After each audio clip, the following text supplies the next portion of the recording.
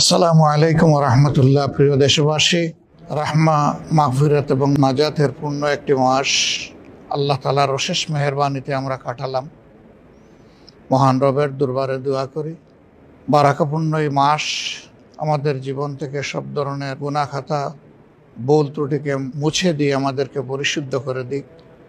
মহান মাবুদের নৈকট্য হাসিলের জন্য এই মাস হোক আমাদের উসিলা, এবং আল্লাহ রাব্বুল আলামিন সর্বোচ্চ বিনিময় হিসাবে জাহান্নামের আগুন থেকে আমাদেরকে বাঁচার পথ এ মাসের উসিলায় তৈরি করে দিন, এবং জান্নাতের জন্য আল্লাহ তাআলা আমাদেরকে কবুল করুন। বিগত 15.5 বছরের প্রচণ্ড দুঃশাসনের পর এবারকার ঈদ জাতীয় জীবনে একটি নূতন মাত্রা নিয়ে হাজির হয়েছে। এর মধ্যে অনেক মা তার সন্তানকে হারিয়েছেন, অনেক বোন তার স্বামী হারিয়েছেন, অনেক সন্তান তার পিতা হারিয়েছে, অনেক ভাই বোন তাদের ভাইকে হারিয়েছে, অনেক বোন তাদের ভাইকে হারিয়েছে, আবার অনেক ভাই তাদের বোনকে, মাকে হারিয়েছে। শুধু তাই না, আল্লাহর বেশ কিছু বান্দাবান্দি এখনও কোথায় আছেন যাদেরকে অপহরণ করে আয়নাগর নামক নিকৃষ্ট জায়গায় নিয়ে যাওয়া হয়েছিল। তাদের অবস্থা তাদের স্বজনেরা জানে না, আর তারাও বেঁচে থাকলে তারাও জানে না স্বজনদের অবস্থা কেমন। মহান রবের দরবারে দোয়া করি জুলুমের শিকার হয়ে দুনিয়া থেকে যারা বিদায় নিয়েছেন, আল্লাহ তাদের সকলকে শহীদ হিসাবে কবুল করুন। একই সাথে দোয়া করি যারা আহত এবং পঙ্গু হয়েছেন, আল্লাহ রাব্বুল আলামিন তাদের সকলকে সুস্থতার পূর্ণ নিয়ামত এনায়েত করুন। এবং যারা এখনও তাদের আপনজনের বুকে ফিরে আসেননি, আল্লাহ রাব্বুল আলামিন তাদেরকে বুকে ফিরিয়ে দেওয়ার ব্যবস্থা করে দিন।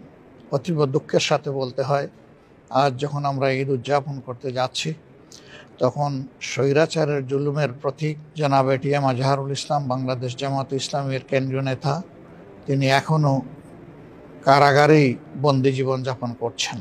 আমরা জানি এবারকার ঈদ সকলের জন্য সমান নয়, গোটা জাতির জন্য আনন্দের হলেও যারা আপনজনকে হারিয়েছেন, যারা নিজে আহত এবং পঙ্গু হয়েছেন, তাদের মনে অনেক দুঃখ এবং বেদনা আছে। এ জাতির প্রত্যাশা চিরতরে এই ধরনের জুলুমবাজ এবং জুলুমবাজির অবসান হোক, যাতে ফ্যাসিজম বা দুঃশাসন আবার জাতীয় জীবনে ফিরে না আসে। এবারকার ঈদে জনগণের সেটাই আল্লাহ তাআলার কাছে কামনা হোক এবং প্রত্যাশা হোক। আমরা প্রিয় দেশবাসীর সকলের সুখ শান্তি, নেক হায়াত এবং সুস্থ জীবন কামনা করছি। বাংলাদেশকে আল্লাহ রাব্বুল আলামিন সব ধরনের আভ্যন্তরীণ এবং বাহ্যিক ষড়যন্ত্রের হাত থেকে রক্ষা করুন, এবং এই দেশটাকে আল্লাহ রাব্বুল আলামিন একটা শান্তির দেশ হিসাবে কোরআনের আলোকে, এই কোরআন নাজিলের যে মাস, এই মাসের উসিলায় আল্লাহ তাআলা এই দেশকে গড়ে তোলার তৌফিক এই জাতিকে দান করুন। সবাইকে অনেক অনেক শুভেচ্ছা। আসসালামু আলাইকুম রহমতুল্লাহ।